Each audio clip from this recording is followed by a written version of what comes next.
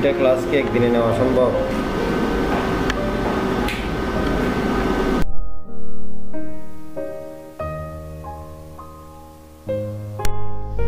একদিনে দুইটা ক্লাস নেওয়া সম্ভব না। তাহলে আমরা আজকে ডে 8 করতেছি।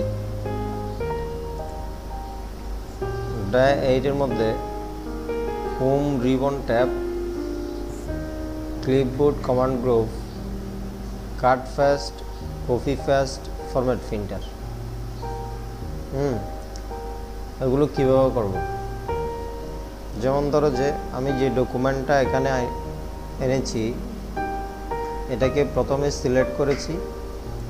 সিলেক্ট করার পরে এই যে কাট করব, কাট মানেই একদম কেটে ফেলা। কাট মানে হচ্ছে এই কাঁচিটা, এটা হোমের মধ্যে থাকবে।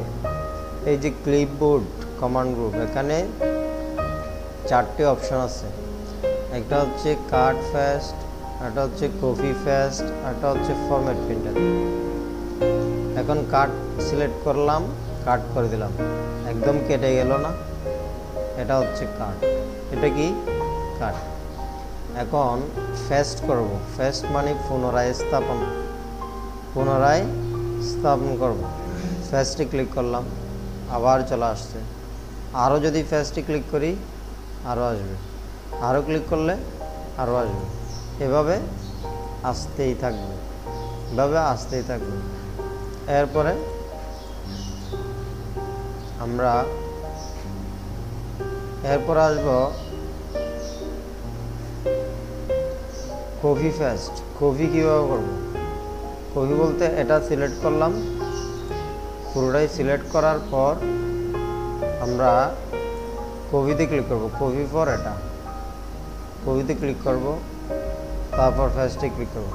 এটা কেটে যাবে না, এটাও থাকবে, হুবহু আরেকটা কপি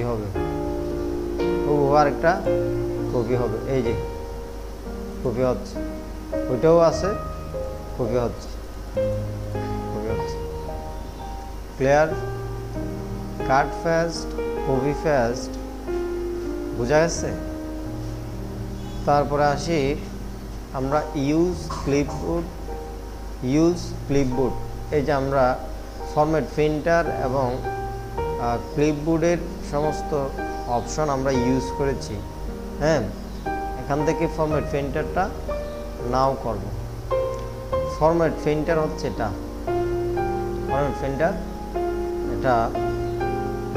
এই যে এখান থেকে আমরা যেমন ধরি যে উপরের লাইনটাকে সিলেক্ট করলাম, সিলেক্ট করে আমরা উপরের লাইনটাকে একটু ডিজাইন দিচ্ছি, একটু মোটাও করলাম, বোল্ড করলাম।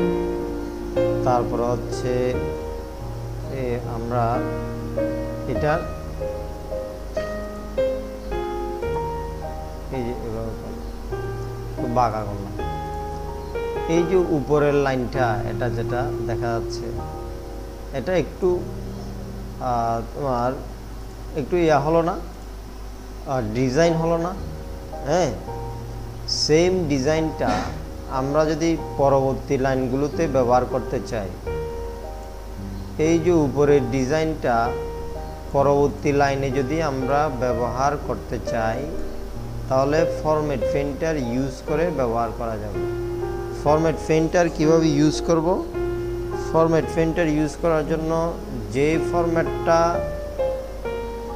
হুবহু এই ডকুমেন্টে ক্রিয়েট করতে চাচ্ছি, মানে এই উপরের লাইনে যে ফরম্যাট আছে, কালার আছে, বোল্ড আছে, ইটালিক আছে, সাইজ আছে 14, এই জিনিসটা যদি আমরা পরবর্তী ডকুমেন্টের মধ্যে সেমভাবে ইউজ করতে চাই, সেই ক্ষেত্রে ডকুমেন্টটাকে এই যে এভাবে সিলেক্ট করতে হবে। সিলেক্ট করার পরে ফরম্যাট প্রিন্টারে ক্লিক করতে হবে। এটা হচ্ছে ফরম্যাট প্রিন্টারে ক্লিক করে দিলাম। ফরম্যাট প্রিন্টারে ক্লিক করার সাথে সাথে এই যে আমার মাউস পয়েন্টারের সাথে ফরম্যাট প্রিন্টারের লোগোটা চলে আসছে না? এখন হচ্ছে আমরা এটাকে ধরে এই যে জায়গা থেকে এটাকে সেম ফরম্যাটের করতে চাই, সেটাকে ধরে টান দেব, চেপে ধরবো, চেপে ধরে টান দিতে হবে, তারপর ছেড়ে দেব। এখন প্রতিটা ডকুমেন্টের নিচে, প্রতিটা ডকুমেন্টের মধ্যে সেম ফরম্যাটটা চলে আসছে না? এই যে এই ফরম্যাটটা, এটাকে বলা হয় ফরম্যাট প্রিন্টার, এটাকে বলা হয় ফরম্যাট প্রিন্টার। তাহলে how to use format printer in clipboard command group. In clipboard command group, clipboard command গ্রুপের মধ্যে যে ফরম্যাট প্রিন্টারটা আছে, এটা কীভাবে ইউজ করেছি এটা দেখালাম, পুনরায় দেখাচ্ছি।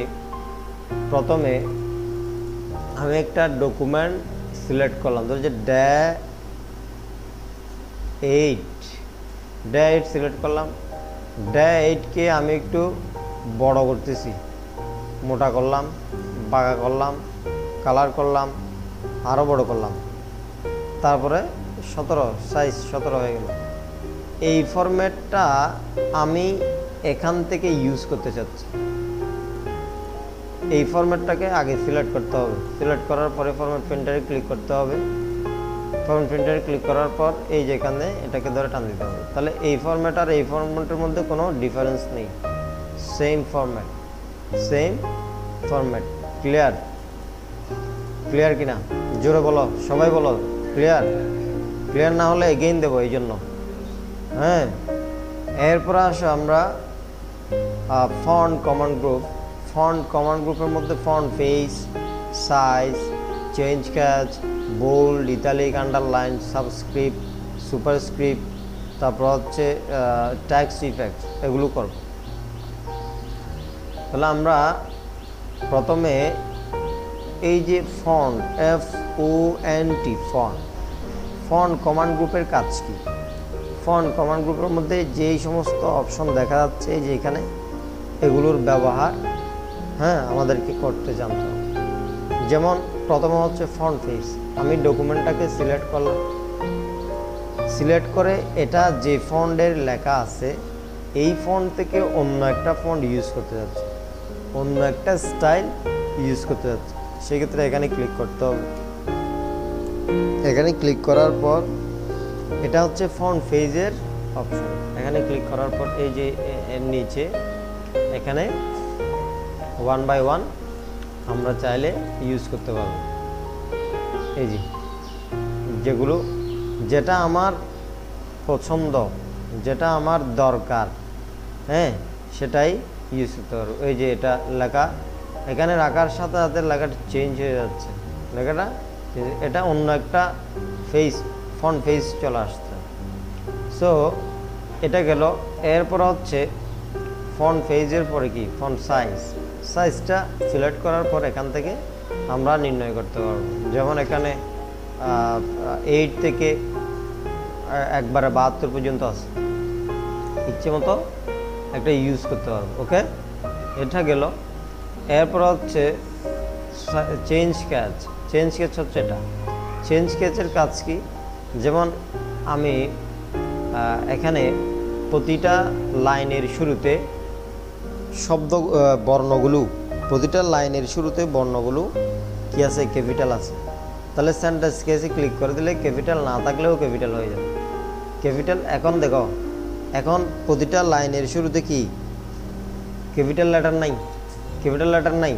আমি চাচ্ছি যে ক্যাপিটাল লেটার করার জন্য এটা সেন্টেন্স কেস সিলেক্ট করে সেন্টেন্স কেসে ক্লিক করে দিলে ক্যাপিটাল লেটার হয়ে যাবে। এরপর হচ্ছে আমরা ক্যাপিটাল লেটার তো করলাম। এরপরে প্রতিটা শব্দের প্রথম বর্ণ অথবা প্রত্যেকটা লাইনের বর্ণগুলো একেবারেই ছোট হাতের করবো। এটা হচ্ছে লোয়ার ক্যাচ। এখানে লোয়ার ক্যাচের মধ্যে ক্লিক করে দিলে প্রতিটা শব্দই বা বর্ণই কি হয়ে গেল? স্মল লেটার হয়ে গেল। এরপর হচ্ছে আমি যদি চাই প্রতিটা বর্ণই বা প্রত্যেকটা ল্যাটার ক্যাপিটাল লেটারের করতে যাচ্ছে। ক্যাপিটাল মানে এই সমস্ত লেখা ক্যাপিটাল লেটারের। আপার ক্যাচ, এই যে আপার ক্যাচে ক্লিক করলে প্রতিটা লেটারই কি ক্যাপিটাল লেটার হয়ে যাবে। সিলেক্ট করে করতেছি, এগুলো মনে রাখতে হবে। তারপর হচ্ছে আমরা যদি মনে করি যে প্রতিটা শব্দের প্রথম বর্ণ, প্রতিটা ওয়ার্ডের প্রথম বর্ণটা, প্রথম লেটারটা, প্রতিটা ওয়ার্ডের ফার্স্ট লেটারকে ক্যাপিটাল করার জন্য capitalize each word, capitalize each word এখানে ক্লিক করব। এখন দেখো যেমন ড্যার প্রথম বর্ণ, তারপর হুমের প্রথম বর্ণ, রিবনের প্রথম বর্ণ, ক্লিপবোর্ডের প্রথম বর্ণ, হ্যাঁ, প্রত্যেকটা শব্দের প্রথম বর্ণ ক্যাপিটাল হয়ে গেছে। এরপরে দেখব আমরা চেঞ্জ কেস বোল্ড, বোল্ড কি, এই যে সিলেক্ট করলাম, সিলেক্ট করে এই যে এখানে ক্লিক করতে হবে, এটা হচ্ছে বোল্ড। মোটা হয়ে গেল না লেখাটা, লেখাগুলো মোটা হয়ে গেল না। এরপরে আমরা যাব ইতালিক, ইতালিক মানে একটু বাঁকা হবে, এই যে এটা। আন্ডারলাইন, আন্ডারলাইন মানে প্রতিটা লাইনের নিচে আন্ডারলাইন হবে, এই যে এখানে ক্লিক করে দিলে দেখো প্রতিটা লাইনের নিচে আন্ডারলাইন চলে আসছে না, আবার উঠাই দিচ্ছি। এরপরে সাবস্ক্রিপ্ট এবং সুপারস্ক্রিপ্ট কীভাবে ইউজ করে এটা দেখব। যেমন এক্সের নিচে একটা 2 দেখা যাচ্ছে না, এক্সের উপরে একটা 2 দেখা যাচ্ছে না, এটা বিভিন্ন সংকেত লেখার ক্ষেত্রে ব্যবহার করা যাবে। যেমন আমি এক্স লিখলাম, এক্সের নিচে ওই 2টা ব্যবহার করতে চাচ্ছি, যেমন এই যে এখানে যেটা আছে এটা ব্যবহার করতে চাচ্ছি, তাহলে এখানে ক্লিক করতে হবে প্রথমে। এখানে ক্লিক করলে ওই যে দেখো কার্সর নিচে চলে গেছে, নিচে চলে গেছে না এক্সের, তারপরে এই যে দেখো 2, ঠিক আছে। এটা যখন দূর করতে চাই বা রিমুভ করতে চাইবো তখন কিন্তু এখানে ক্লিক করতে হবে, এখানে ক্লিক করলে আবার দূর হয়ে যাবে। যেমন ডি লিখলাম, ডির নিচে একটা 3 দেবো, তাহলে এখানে ক্লিক করতে হবে, তারপরে 3-তে ক্লিক করতে হবে। ওকে, বুঝা গেছে? এরপর আসি, এটাকে রিমুভ করার জন্য কিন্তু এখানে ক্লিক করতে হবে, এটা মনে রাখবেন। তারপরে আমরা এক্স লিখলাম, এক্স স্কোয়ার দেবো, square, x square, x square, এই যে এখানে ক্লিক করতে হবে, এক্স লিখার পরে এখানে ক্লিক করতে হবে, এক্স লিখার পরে ক্লিক করে দিলাম, তারপর হচ্ছে 2 দিলাম, তাহলে এক্স স্কোয়ার হয়ে গেল। হ্যাঁ, আবার রিমুভ করতে চাইলে এখানে ক্লিক করতে হবে, তারপরে যা লিখবে স্বাভাবিক থাকবে, এই যে। এরপরে যদি মনে করো যে তুমি এ স্কোয়ার, এ, তারপরে এই যে এখানে ক্লিক করো, স্কোয়ার দাও, এ স্কোয়ার। ওকে, এরপর হচ্ছে টেক্সট ইফেক্টস। টেক্সট ইফেক্টস কি? এই যে টেক্সট ইফেক্টস, আমরা যখন ডকুমেন্ট তৈরি করেছি, ডকুমেন্টটাকে আমরা লেখার একটা ইফেক্টস, লেখাগুলোকে একটা ইফেক্টস দেবো। যেমন এই ডকুমেন্টটাকে সিলেক্ট করলাম, এই লাইনটাকে, এই লাইন 2টাকে সিলেক্ট করলাম, সিলেক্ট করার পরে আমি এই যে টেক্সট ইফেক্টসে আসলাম, এখান থেকে আমি একটা ইফেক্টস দেবো। দেখো দেখো এই ইফেক্টসটা কিন্তু ওই 2টা লাইনের মধ্যে চলে যাচ্ছে, চলে যাচ্ছে না? দেখো চলে গেছে। ওকে, বোঝা গেছে? এরপর এগুলো কিন্তু সব সিলেক্ট করেই করতেছি। তারপরে ইফেক্টসের পরে কি, এরপর হচ্ছে text highlight colour. Text highlight colour, টেক্সটকে হাইলাইট করার জন্য টেক্সটের পেছনে, মানে ডকুমেন্টের পেছনে একটা কালার দিতে চাচ্ছি, সেই ক্ষেত্রে আমাদেরকে যেমন এই জায়গায় টেক্সট হাইলাইট কালার দেবো, এই যেটা হচ্ছে টেক্সট হাইলাইট কালার। এখান থেকে যে ডকুমেন্টটা সিলেক্ট করেছি, যে ডকুমেন্ট লেখাগুলোর কালার কালোই আছে, কিন্তু পেছনে আরেকটা কালার চলে গেছে টেক্সটকে, মানে লেখাগুলোকে হাইলাইট করার জন্য, লেখাগুলোকে হাইলাইট করার জন্য। দেখো লেখাগুলো হাইলাইট হচ্ছে না, হ্যাঁ, যেটা সিলেক্ট করলাম ওইটাই চলে গেছে।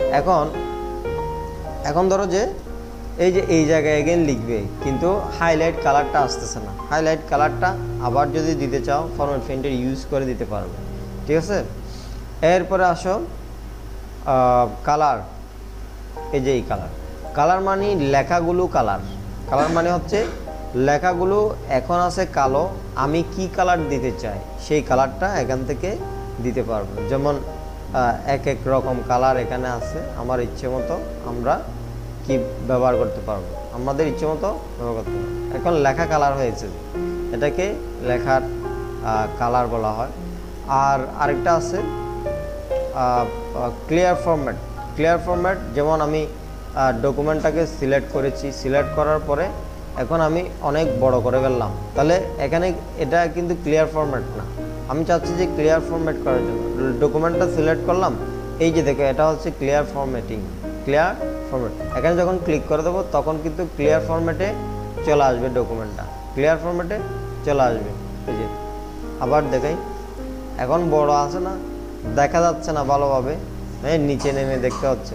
সো এই যে এখানে ক্লিয়ার ফরম্যাটে যখন ক্লিক করব তখন কিন্তু এটা ক্লিয়ার ফরম্যাটের স্টাইলে দেখা যাবে। এরপরে আজকে আর নেই, তোমরা এটা করো। এটা করা শেষ হয়ে গেলে যদি পারো, যে তাহলে সবাই থাকলে আমি ডে 7 নিয়ে এগেইন একটু আলোচনা করবো আর কি। করো, সবাই করো।